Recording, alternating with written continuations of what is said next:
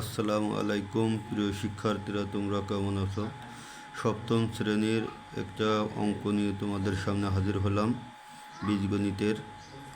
দেখো, এখানে দেওয়া আছে a+1/a=4। এই মানটা দিয়ে আমরা একটা রাশির মান বের করব।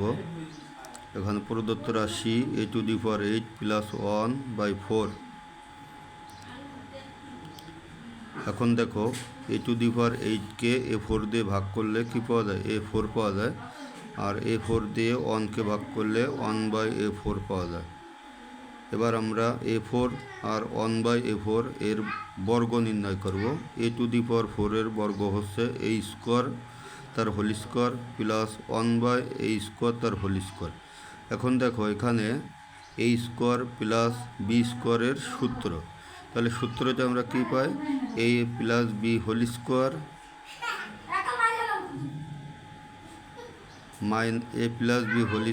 মাইনাস 2ab, 2 ইন্টু এর পরিবর্তে প্রথমটা আর বির পরিবর্তে দ্বিতীয়টা।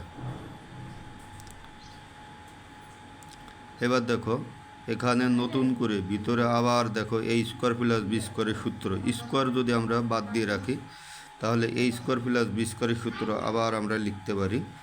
তাহলে আমরা এখান থেকে লিখতে পারি a প্লাস 1/a তার হোল স্কোয়ার মাইনাস 2ab, অর্থাৎ এর পরিবর্তে শুধু a লিখতে হবে, বির পরিবর্তে 1/a। এবার সেকেন্ড ব্র্যাকেট দিয়ে উপরে ওই যে স্কোয়ারটা ছিল স্কোয়ারটা লিখতে হবে। এবার a² কাটা -2। এবার পরবর্তীতে দেখো, আমরা এখানে মান লিখে দিব। a প্লাস 1/a এর মান হচ্ছে 4, এর মান হচ্ছে 4, তার হোল স্কোয়ার -2। এ এবং এতে কাটা যায়, আমরা সেকেন্ড ব্র্যাকেট দিয়ে এবার স্কোয়ারটা লিখে দেব।